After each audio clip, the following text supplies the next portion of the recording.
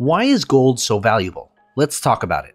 Gold is relatively unexciting and useless compared to other metals, and yet it demands sky-high prices. Author John Kay once said, "A fetish for gold is deeply embedded in the human psyche." Gold has held a unique place among humanity and has been a source of value since it was first mined in the days of King Croesus in Lydia in 550 BC. Civilizations of past have associated gold with qualities like immortality and enlightenment, and today's society still treat it as a symbol of perfection, whether it's by competing for a gold medal or abiding by the golden rule. It has been gifted to gods, created mythical golden cities like El Dorado, and created real-life gold rushes across the world, spanning from Canada to South Africa. The metal has been the driving force behind the rise and fall of empires, inspiring wars that have left permanent scars and become part of people's national identity. But exactly why is gold so valuable?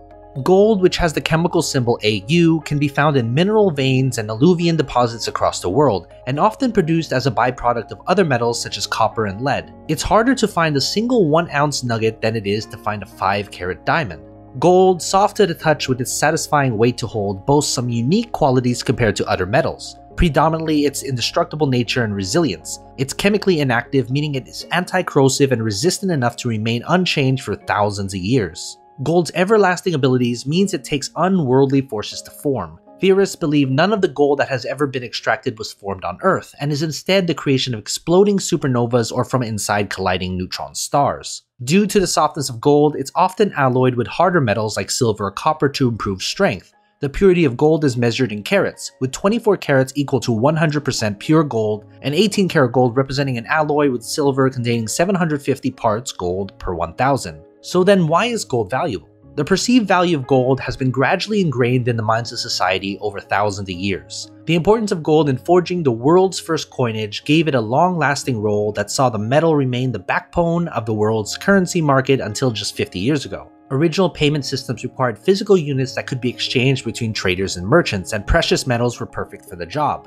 This meant goods could be traded in principle without the need for immediate delivery, and acted as a mutually recognized unit of exchange that was directly comparable on a like-for-like basis. Gold and silver quickly became the metals of choice for governments looking to create currency. The malleability and low melting point meant they were ideal to forge into coins. The unique color and shine combined with the fact that it doesn't tarnish gave gold a unique edge over other metals, and the rarity installed confidence because people could have faith it would hold its value, as the difficulty in mining gold meant no one could try to devalue the metal as a currency. The world's first currencies were therefore underpinned by gold, and surprisingly remained this way for centuries. Virtually all currencies stopped pegging their currencies to the amount of gold they had stashed away in their vaults by the early 1930s, apart from the US, which kept the dollar fixed at $35 per ounce for more than 4 decades. The dollar remained pegged to the price of gold until 1971, but because most currencies were in turn pegged to the dollar, it essentially meant gold retained its role as the backbone of the global forex market index until then. The decision to stop underpinning currencies with gold was necessary. The production of gold and the amount each government had stored did little to represent what was going on in national economies, and ultimately held back forex markets. So why is gold more valuable than silver and copper? Silver has far more industrial applications than gold. Copper is easier to find and is a better conductor of electricity, and platinum offers its own resilient characteristics and is difficult to discover. So why does gold demand a premium value over these other metals? Surprisingly, it's the fact that gold is so chemically uninteresting and impractical to use compared to other metals that it gives it a premium value. All three will tarnish to some degree over time, unlike gold, and it's these everlasting characteristics that give gold such a premium over other metals. They also change the supply and demand dynamics of the gold market, which is unlike other commodities. Whereas metals such as copper are produced and then consumed, all the gold that has ever been produced still exists. So how much gold is there in the world? There's just over 190,000 tons of gold that has ever been mined. That equates to over 6 billion ounces, which may sound like a lot, but it still accounts for less than 1 ounce of gold for every person on Earth.